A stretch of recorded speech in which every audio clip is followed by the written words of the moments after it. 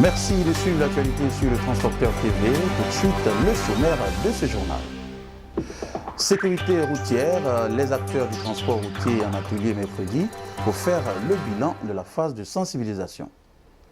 À Beauville, le ministère des Transports prête à améliorer ses services dans la région. Trafic routier à Oumé, le tronçon Oumé-Saint-Fra est désormais ouvert à la circulation. Côte d'Ivoire Tourisme, la route des rois au cœur des projets du ministre Siandou Fofana.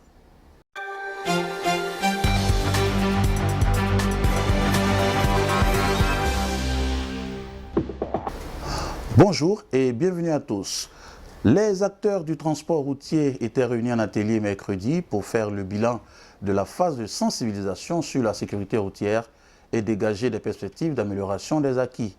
Le coordonnateur de la stratégie nationale 2021-2025 pour la sécurité routière a adressé le bilan des opérations et des actions effectuées tout au long de la phase de sensibilisation. Pour Kwaku Romain, il s'agit notamment de l'organisation d'ateliers de formation et d'information des acteurs du secteur et de la société civile, de l'adoption de plusieurs tests réglementaires, de la distribution des prospectus de sensibilisation et surtout de la mise en fonction d'un centre d'assistance technique appelé couramment le 1302. Rappelons que la campagne de sensibilisation marquant la phase 1 du déploiement de la stratégie nationale pour la sécurité routière a officiellement pris fin le 6 septembre dernier, ouvrant la voie à la phase de répression. Direction à Beauville à présent, où le ministère des Transports améliore ses services dans la région. L'équipe de direction des ressources humaines du ministère des Transports a piloté récemment plusieurs séances de travail avec le personnel de la direction régionale des transports de l'Agnébitiassa et de l'Amé. Il s'est agi notamment de l'amélioration de l'environnement de travail, l'identification des besoins et du suivi de la politique générale des ressources humaines et notamment les services extérieurs. À cette occasion, les travaux ont traité les questions sur le fonctionnement des différents services, la gestion administrative du personnel, les affaires sociales et la formation au bénéfice des agents de la direction régionale. On en parle à présent, trafic routier à Oumé, le tronçon Oumé-Saint-Fra désormais ouvert. Les 40 km qui séparent Oumé de Saint-Fra sont désormais praticables après la forte pluie du jeudi 9 septembre dernier qui avait coupé cette voie. Cette situation avait malheureusement empêché les véhicules de rallier les deux localités pendant plus de 5 jours.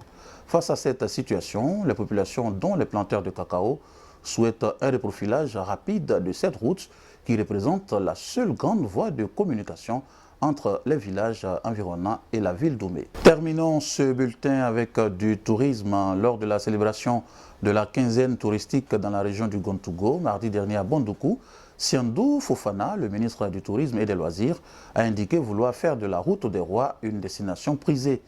Ce concept a été créé, selon le ministre, pour honorer les chefs traditionnels ivoiriens, afin de les faire entrer dans l'histoire de la Côte d'Ivoire, afin que la royauté soit connue de tout le monde.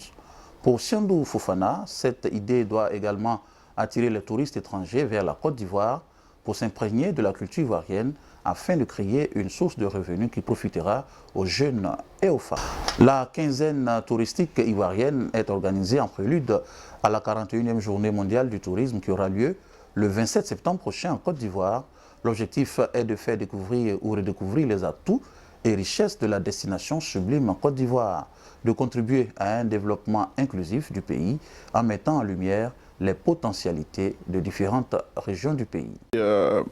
Pour vous présenter ces journées mondiales du tourisme, ce sont ces journées qui ont été instituées par les Nations Unies et à travers l'Organisation mondiale du tourisme, qui est une entité des Nations Unies et qui est basée à Madrid. Et cette organisation regroupe 160 pays, au nombre desquels il est décidé chaque année d'avoir à abriter pour les 160 pays, annuellement, un pays est désigné pour organiser et être le pays hôte devant abriter la célébration de la Journée mondiale du tourisme qui vise à promouvoir le tourisme et cette forme d'économie qui est une forme d'économie transversale qui intègre intelligemment même les populations les plus vulnérables de notre continent. C'est la fin de ce bulletin d'information. Merci de l'avoir suivi. L'information continue tous les jours sur le transporteurtv.net.